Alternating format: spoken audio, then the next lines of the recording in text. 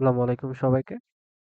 আজকে আমরা যে টপিকটা পড়বো সেটা হচ্ছে নিউটনিয়ান বলবিদ্যা চ্যাপ্টারের রকেটের গতি বা রকেট প্রপালশন।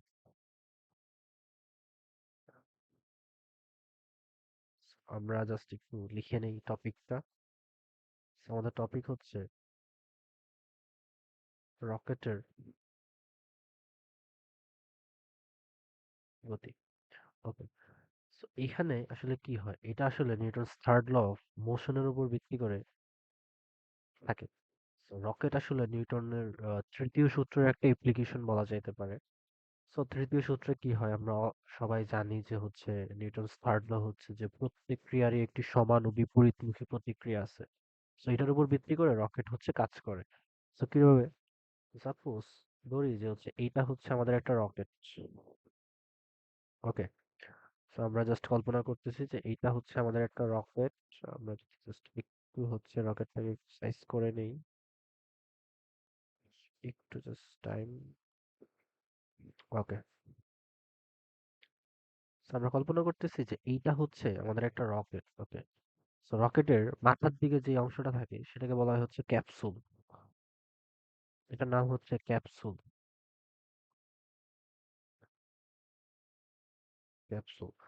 সো এখানে কি হয় যে এই ক্যাপসুলের মধ্যে হচ্ছে রকেট চালক বা হচ্ছে আমরা যেই বলতে পারি যে প্যাসেঞ্জার মানে দুই একজন যেই যাই চালক হচ্ছে এখানে থাকে বেসিক্যালি। আর এই অংশগুলো হচ্ছে রকেটের ট্যাঙ্ক। সো এখানে অনেকগুলা ট্যাঙ্ক থাকে। এখানে অনেকগুলা ট্যাঙ্ক থাকার কারণ কি? একটা ট্যাঙ্কও তো থাকতে পারতো এখানে। সেখানে অনেকগুলা ট্যাঙ্ক থাকার কারণ হচ্ছে যে হচ্ছে রকেট যখন মহাকাশে যাবে রকেট কি করবে সাপোজ এখান থেকে আমরা হচ্ছে একটা জাস্ট একটা সুইচ বা কোনো কিছুর মাধ্যমে একটা জ্বালানি হিসেবে তো হচ্ছে মানে তরল কোনো কিছু অথবা গ্যাস থাকে সেখান থেকে কি করবো জাস্ট একটা সুইচের মাধ্যমে যখন এখানে মানে অন করে দেবে এখানে কি হবে জ্বালানিগুলা হচ্ছে পুড়তে থাকবে জ্বালানিগুলো পুড়তে থাকলে কি হবে যে এই দিক থেকে নিচের দিক থেকে প্রচন্ড বেগে গ্যাস নির্গত হবে ঠিক আছে এগুলো হচ্ছে গ্যাস তো জ্বালানি আমার প্রতি মুহূর্তে ক্ষয় হতে থাকতেছে তো ক্ষয় হতে হতে কি হবে So, এখানে কি হবে বেসিক্যালি যে সাপোজ আমার এই ট্যাঙ্কটা হচ্ছে এই ট্যাঙ্কে যে জ্বালানি আছে সেটা খরচ হয়ে যাবে তো সেটা খরচ হয়ে যাওয়ার পর রকেট কি করবে এই ট্যাঙ্কটাকে মহাকাশে ছেড়ে দিবে রকেটের তো হচ্ছে দরকার নাই এই ট্যাঙ্কটাকে নিয়ে হচ্ছে মানে তার যেই উদ্দেশ্য যেখানে যাওয়ার সেখানে যাওয়ার সেই কারণে রকেট কি করবে এই জ্বালানি এই ট্যাঙ্কটাকে ছেড়ে দিবে তারপর হচ্ছে এইটা এটা এরকম করে তো যেই ট্যাঙ্কের জ্বালানি শেষ হবে ওই ট্যাঙ্কের জ্বালানি হচ্ছে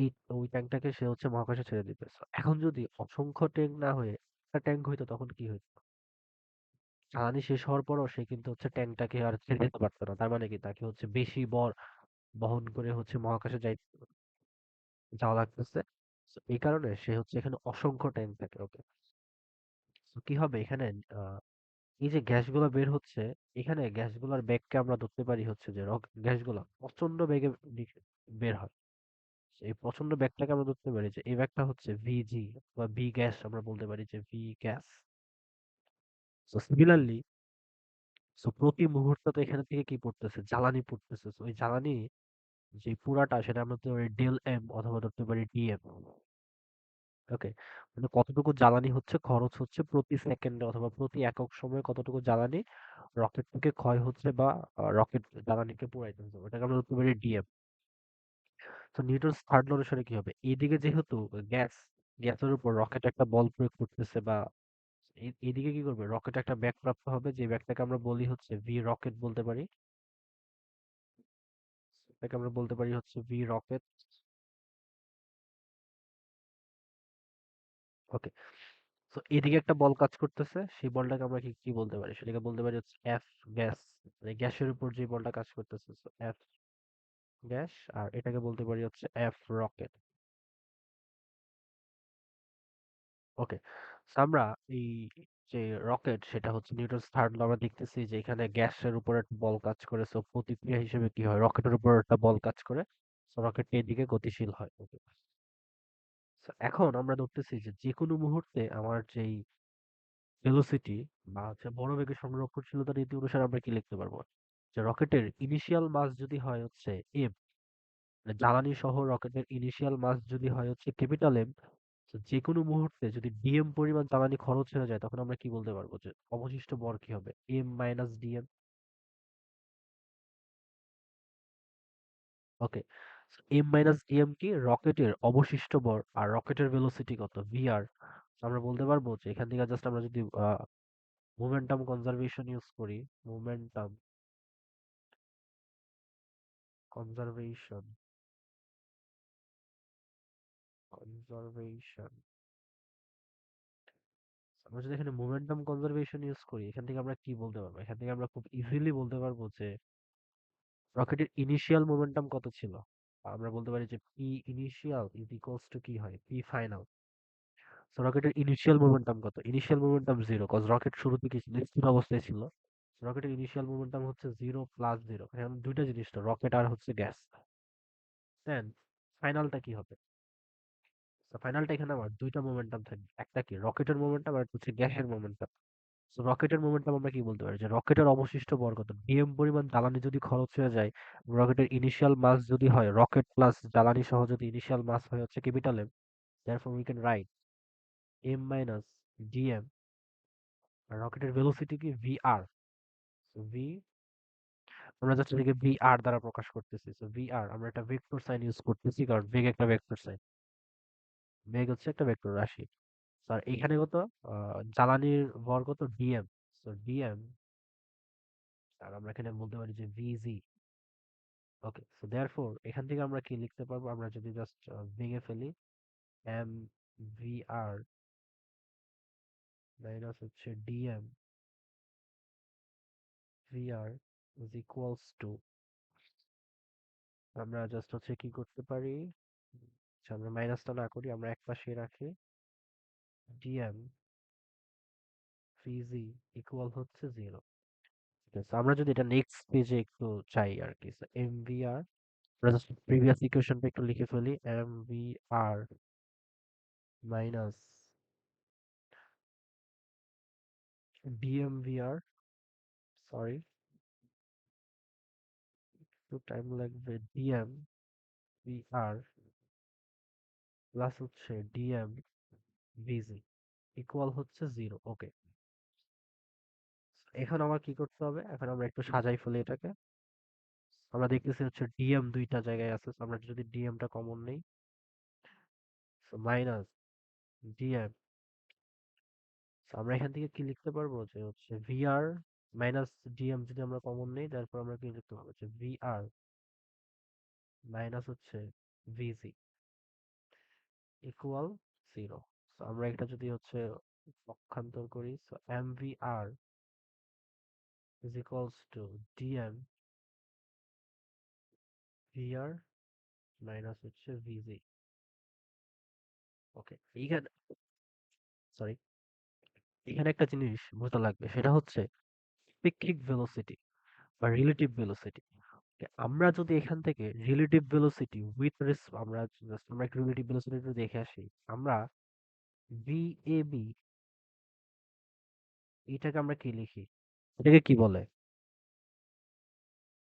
ভি এ বি কে আমরা লিখতে পারি না এরকম যে ভি এ মাইনাস হচ্ছে ভিবি।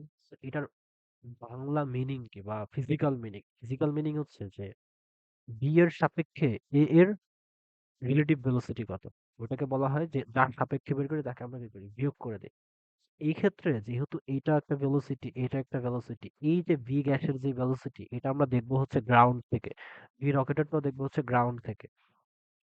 বাট আমরা যদি এই যে গ্যাসের ভেলোসিটি এটা যদি রকেটের সাপেক্ষে বের করতে চাই তাহলে আমরা এটাকে কি লিখতে পারবো? আমরা এরকম লিখতে পারবো না যে হচ্ছে ভি বের করবো হচ্ছে গ্যাসের velocity with respect to rocket, so G R, V G R is equals to কি লিখতে পারবো? ভিজি মাইনাস হচ্ছে ভি আর। ওকে, সো আমরা এখান থেকে জাস্ট আমরা একটু লিখে ফেলি এই পাশে যে হচ্ছে V G R is equals to হচ্ছে ভি জি মাইনাস হচ্ছে ভি আর। ওকে, সো এটা হচ্ছে আমাদের রিলেটিভ ভেলোসিটি। সো এখান থেকে আমরা কি লিখতে পারবো দেখি? M V R equals to, এখানে দেখো একটা মাইনাস আসবে, ভিজি মাইনাস ভি আর, এখানে আছে ভি আর মাইনাস ভিজি, সো মাইনাস ডিএম ভিজি আর। বেসিক্যালি আমাদের বইয়ে আমাদের ইন্টার লেভেলের বইয়ে হচ্ছে আমরা যদি মাইনাসটাকে এই পাশে নিয়ে আসি, তো minus M B R is equals to হচ্ছে ডিএম ইন্টু হচ্ছে ভি আর। আমরা এটা জাস্ট জি আর কে জাস্ট আর দ্বারা প্রকাশ করতেছি। বেসিক্যালি কি করা হয় যে আমাদের বইয়ে এই যে রকেটের নির্গত বেগ বা সরি রকেট না মানে গ্যাস, যে গ্যাস নির্গত হওয়ার যে বেগ, এটা হচ্ছে আপেক্ষিক velocity with respect to rocket. কারণ রকেটের যাত্রী বা হচ্ছে চালক, তিনি হচ্ছে যে ব্যাগটাকে পর্যবেক্ষণ করবে ওইটা হচ্ছে রকেটের গ্যাস নির্গমনের ব্যাগ, এবং এইটাকে আমাদের বইয়ে সাধারণত লেখা হয় হচ্ছে শাহজাহান তপন স্যারের বইয়ে লেখা হয় হচ্ছে শুধুমাত্র ভি দ্বারা, ইসাক স্যারের বইয়ে লেখা হয় হচ্ছে ভি আর দ্বারা, এবং এটা ভি আর মানে হচ্ছে ভি রিলেটিভ ভেলোসিটি। বস এটা হচ্ছে একটা আপেক্ষিক ভেলোসিটি যেটা আমরা বের করি হচ্ছে রকেটের সাপেক্ষে। এটা কিন্তু গ্রাউন্ড থেকে আমরা যে ব্যাগটা দেখবো ওইটা না, গ্রাউন্ড থেকে যে ব্যাগটা দেখবো সেটা হচ্ছে ভিজি। ওকে, এখান থেকে আমরা কি লিখতে পারি? ওকে, এখান থেকে আমরা যদি আমরা ডিফারেন্সিয়েট করি with respect two T. Okay, so আমরা যদি এখান থেকে ডিফারেন্সিয়েট করি তাহলে এখানে কি থাকবে? Minus M DVR divided by DT equals to হচ্ছে DM divided by DT VR. Okay, সেখান থেকে আমরা কি লিখতে পারি? Minus M A equals to VR DM divided by হচ্ছে ডিটি মাইনাস এম এ। এটা আসলে কার বল? এটা হচ্ছে রকেটের উপর যে বলটা কাজ করতেছে এই দিকে, এফ রকেট। এবং আমরা জানি যে এফ রকেটটা আসলে কি বলা হয়, এটাকে বলা হয় হচ্ছে ধাক্কা বল হিসেবে হচ্ছে আমাদের বই লেখা হয়, এটাকে আমরা বলতে পারি এফ থ্রাস্ট। আমরা বলতে পারবো যে মাইনাস এফ থ্রাস্ট যদি ভেক্টর সাইন ইউজ করি ইজ ইকুয়ালস টু এইটা কার উপর বল? এটা হচ্ছে গ্যাসের উপর বল। তাহলে আমরা নিউটনস থার্ড ল অনুসারে দেখতেই পারতেছি যে আচ্ছা, যে হচ্ছে আমার রকেটের উপর যে বলটা কাজ করতেছে ওই বলটার মান কি? তার একটা সমান কিন্তু হচ্ছে বিপরীতমুখী। সো এটা কিন্তু এখান থেকেও জাস্ট দেখাই যাইতেছে যে Newton's third law actually work করে। ওকে, সো এখন আমাদের যেটা মানে দরকার বেসিক্যালি সেটা হচ্ছে এফ ফার্স্টের ভ্যালু কত। আমরা যদি শুধুমাত্র ম্যাগনিটিউড নিই, সো অনলি ম্যাগনিটিউড, এখান থেকে আমরা কি লিখতে পারবো যে এফ ফার্স্ট মানে হচ্ছে রকেটের উপর দিকে যে বল কাজ করে এটাকে ধাক্কা বল বলা হয়, এটা আসছে কি VR into DM divided by হচ্ছে ডিটি। এখানে ভিআর মানে হচ্ছে জ্বালানি নির্গমনের বেগ উইথ রেসপেক্ট টু রকেট, মানে রকেটের সাপেক্ষে জ্বালানি কতটুকু বেগে নির্গত হচ্ছে ওইটা হচ্ছে ভিআর। আর ডিএম মানে কি, যে ডিটি সময়ে কতটুকু জ্বালানি রকেট থেকে নির্গত, মানে রকেট পুরাইতেছে জ্বালানি হিসেবে, ওটা হচ্ছে ডিএম। তো এটাই হচ্ছে আমাদের ফাইনাল ইকুয়েশন। সেখান থেকে আমরা চাইলে হচ্ছে আমরা এখানে আমরা মহাকর্ষ বলটাকে কাউন্ট করি নাই। আমরা যদি মহাকর্ষ বলটাকে কাউন্ট করতাম তাহলে কি হইতো? সো সরি, আমরা মহাকর্ষ বলটাকে কাউন্ট করি না। সো যে কোনো মোমেন্টে, এনি মোমেন্টে মহাকর্ষ বল কোন দিকে কাজ করবে? অলওয়েজ নিচের দিকে। সাপোজ ধরতেছি যে এটা হচ্ছে আমাদের একটা রকেট। ওকে, সো যে কোনো মোমেন্টে এদিকে হচ্ছে এফ ফার্স্ট আর এদিকে কি কাজ করবে? M G. So net force কত হবে? সো আমরা এখান থেকে ডিরেক্ট লিখতেই পারবো হচ্ছে যে হচ্ছে রকেটের ত্বরণ M A is equals to কত হবে? F first minus M G. জিনিস মাথায় রাখা লাগবে, এই এম হচ্ছে যে কোনো মুহূর্তে রকেটে অবশিষ্ট ভর, কারণ রকেট থেকে জ্বালানি কন্টিনিউয়াসলি খরচ হতে থাকবে। রকেট হচ্ছে একটা ভেরিয়েবল মাস সিস্টেম, যেখানে মাসটা কি হয় কন্টিনিউয়াসলি চেঞ্জ হয়, কারণ হচ্ছে প্রতি মুহূর্তে জ্বালানি পড়তে থাকে। জ্বালানি পড়তে পড়তে জ্বালানি পড়তে থাকার সাথে সাথে কি হয়, রকেটের ভরটাও কমতে থাকে। এই এম হচ্ছে আমরা যেই মোমেন্টে রকেটের ত্বরণ বের করতে চাই ওই মোমেন্টে রকেটের অবশিষ্ট ভর, মানে জ্বালানি সহ রকেটের অবশিষ্ট ভর। তো যতটুকু জ্বালানি পুড়ে যাবে ওইটা আমাকে কি করতে হবে? রকেটের ইনিশিয়াল মাস থেকে বিয়োগ করতে হবে।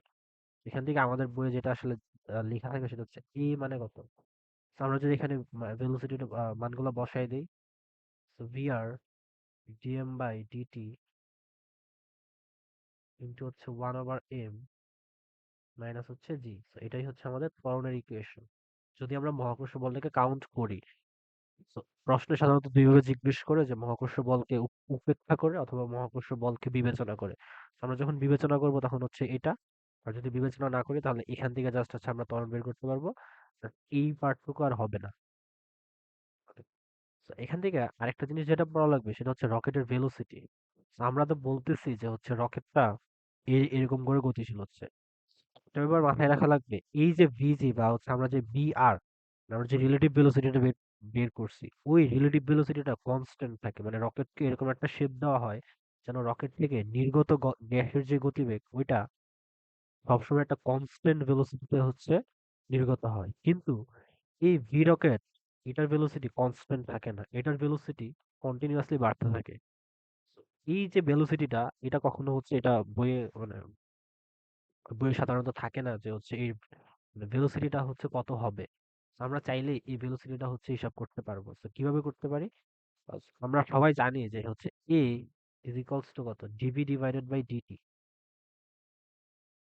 ওকে, আমরা যদি ভি বের করতে চাই, আমরা এখান থেকে লিখতে পারবো যে ডিভি ইজ ইকুয়ালস টু হচ্ছে এ ডিটি। ওকে, আমাদের কাজ কি ভি বের করা। So, আমরা যদি এখন ইন্টিগ্রেট করি উভয় পাশে, integrate DV is equals to integrate এডিটি।